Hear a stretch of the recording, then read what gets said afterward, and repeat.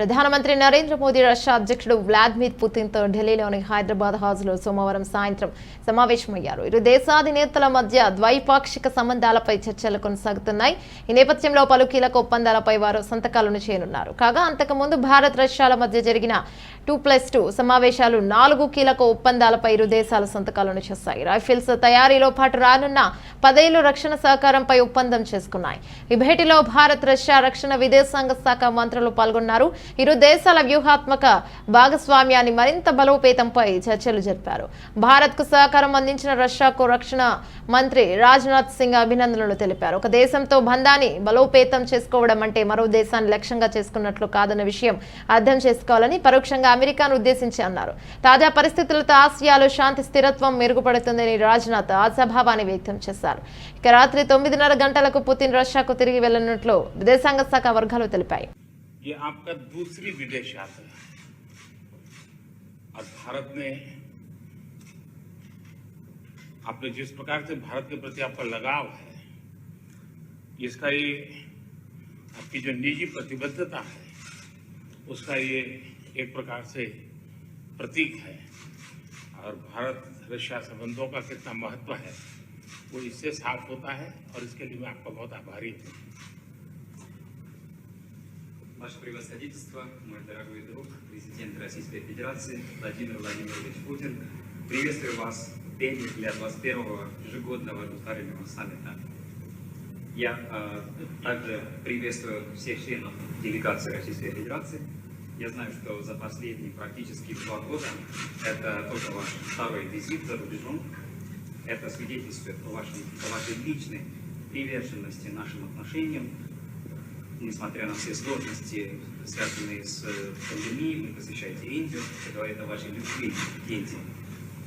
Covid की चुनौतियों के बावजूद भारत और रूस के संबंधों की रफ्तार में कोई बदलाव नहीं आया है. हमारी special and privilege strategic partnership निरंतर मजबूत होती गई है. Несмотря на сложности пандемии, нет никаких изменений в темпе развития наших двусторонних отношений между Индией и Россией. Наше особо привилегированное стратегическое партнерство продолжает укрепляться. कोविड के खिलाफ लड़ाई में भी दोनों देशों के बीच बेहतरीन सहयोग रहा, चाहे वैक्सीन ट्रायल्स और उत्पादन में हो, मानवीय सहायता के लिए हो या एक दूसरे के नागरिकों की देश वापसी के लिए हो. Качество сотрудничества между нашими странами было тесным, будто это испытание и производство вакцин, гуманитарная помощь или помощь людям вернуться в свою родину в сложное время.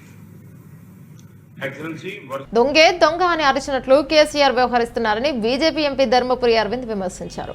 లోక్సభలో మాట్లాడిన ఆయన తెలంగాణలో రైతుల పరిస్థితి అత్యంత దయనీయంగా ఉందన్నారు. ధాన్యం సేకరణ ఒప్పందాన్ని కేసీఆర్ తుంగలో తొక్కారని మండిపడ్డారు.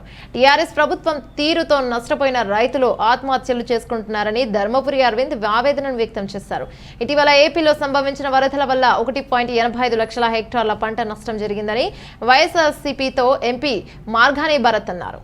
లోక్సభలో వరద నష్టంపై మాట్లాడిన ఆయన కేంద్ర ప్రభుత్వం అంచనాల ప్రకారం దాదాపు 6,000 కోట్ల నష్టం జరిగిందని వెల్లడించారు. వరదల సమయంలో ఏపీ ప్రభుత్వం తీసుకున్న చర్యలపై కేంద్ర బృందం సభ్యులు సంతృప్తి వ్యక్తం చేసినట్లు చెప్పారు. కిసాన్ రైళ్ల వ్యవస్థ రైతాంగానికి ఎంతో మేలు చేస్తోందని వైఎస్ఆర్సీపీ ఎంపీ బెల్లన చంద్రశేఖర్ అన్నారు. లోక్సభలో ప్రజా ప్రాముఖ్యత విషయాల చర్చ సందర్భంగా రైతు సమస్యలను ఆయన సభ దృష్టికి తీసుకువచ్చారు. కిసాన్ రైలు రవాణా వినియోగించుకుంటున్న రైతులకు ఇస్తున్న సబ్సిడీని ఏడాదికి 150 కోట్ల రూపాయలు పెంచాలని కోరారు. లోక్సభలో రఘురామకృష్ణంరాజు వ్యాఖ్యలను వైఎస్ఆర్సీపీ ఎంపీ మిథున్ రెడ్డి తిప్పికొట్టారు. బ్యాంకులను మోసం చేసి ప్రజాధనాన్ని కొల్లగొట్టిన రఘురామకృష్ణంరాజుపై 2 సిబిఐ కేసులున్నాయని గుర్తు చేశారు. భారత్ థర్మల్ పేరుతో రఘురామ తీసుకున్న 1,000 కోట్ల రుణాలపై సమగ్ర దర్యాప్తు చేయాలని డిమాండ్ చేశారు. The suicides of farmers in the state of Telangana, so I request couple of minutes. Sir, in Telugu there is a proverb, donga donga, donge donga donga annattu, which Hindi version is ulta chor kotwal ko date. Today in Telangana this seems to be coming into life. The farmers of Telangana are in a very bad condition under the current state dispensation. The farmers in the state of Telangana are committing suicides because the state is not procuring in spite of an agreement in place with the center for procuring 60 lakhs metric tons of paddy.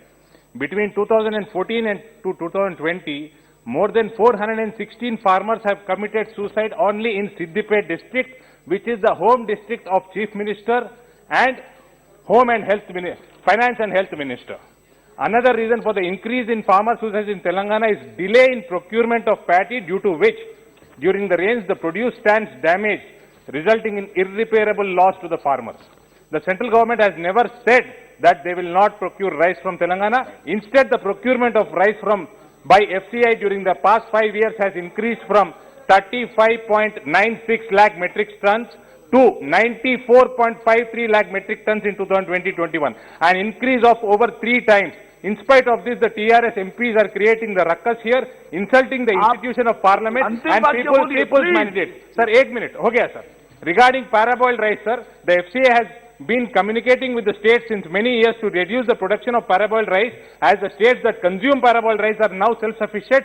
There is another reason for going on in this process. The paddy which is procured in being distributed among all rice millers to make custom. నాగాలాండ్లో తీవ్రవాదుల కదలికలపై విశ్వసనీయ సమాచారం ఉన్నప్పటికీ వారిని గుర్తించడంలో భద్రతా దళాలు పొరపాటున పడడం వల్లే కాల్పులు జరిగాయని కేంద్ర హోంమంత్రి అమిత్ షా చెప్పారు. ఈ ఘటనపై ప్రభుత్వం విచారణ వ్యక్తం చేస్తున్నట్లు తెలిపారు. ఈ ఘటనపై సిట్ నెల రోజులుగా విచారణ పూర్తి చేస్తుందన్నారు.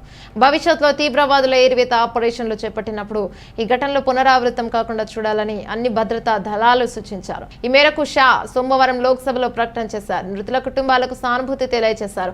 అమిత్ షా ప్రకటనపై కాంగ్రెస్, డీఎంకే, సమాజ్వాదీ పార్టీ, బీఎస్పీ, ఎన్సీపీ తదితర ప్రతిపక్షాలు అసంతృప్తిని వ్యక్తం చేశాయి. మృతుల కుటుంబాలకు నష్టపరిహారం, కాల్పులకు బాధ్యులైన వారిపై చర్యల గురించి ఆయన మాట మాత్రమైనా ప్రస్తావించలేదని మండిపడ్డారు. షా ప్రకటనను నిరసిస్తూ సభను నుంచి వాకౌట్ చేశాయి. టీఎంసీ వాకౌట్ చేయలేదు. ఎలాంటి ప్రశ్నలకు ఆస్కారం ఇవ్వకుండా హోంమంత్రి ఏకపక్షంగా ప్రకటన చేసి వెళ్లిపోయారని లోక్సభలో కాంగ్రెస్ పక్ష నేత అధీర్ రంజాన్ దుయ్యబట్టారు. అంతకుముందు నాగాలాండ్ ఘటనను ప్రతిపక్షాలు సభలో లేవనెత్తి కేంద్రం ప్రభుత్వం దీనిపై ప్రకటన చేయాలని డిమాండ్ చేశాయి. इस आशंका पर कि वाहन में संदिग्ध विद्रोही जा रहे थे, वाहन पर गोली चलाई गई, जिससे वाहन में सवार 8 व्यक्तियों में से 6 व्यक्तियों की मृत्यु हुई। बाद में ये गलत पहचान का मामला पाया गया। जो 2 लोग घायल हुए थे उन्हें सेना द्वारा ही इलाज हेतु नजदीकी स्वास्थ्य केंद्र में ले जाया गया। यह समाचार प्राप्त होने के बाद स्थानिक ग्रामीणों ने सेना की टुकड़ी को घेर लिया, 2 वाहनों को जला दिया और उन पर हमला किया। इसके परिणाम स्वरूप सुरक्षा बल के एक जवान की मृत्यु हो गई तथा कई अन्य जवान घायल हो गए।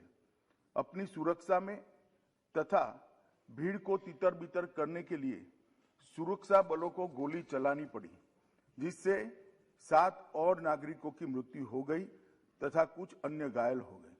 स्थानीय प्रशासन और पुलिस ने स्थिति को सामान्य करने के प्रयास किए हैं। अभी स्थिति तनावपूर्ण लेकिन नियंत्रण में बनी हुई है। पुलिस महानिदेशक नागालैंड और आयुक्त नागालैंड ने दिनांक 5/12/21 को घटनास्थल का दौरा किया। ताजिद पुलिस थाने में घटना के बारे में प्राथमिकी दर्ज की गई है और मामले की गंभीरता को ध्यान में रखते हुए इस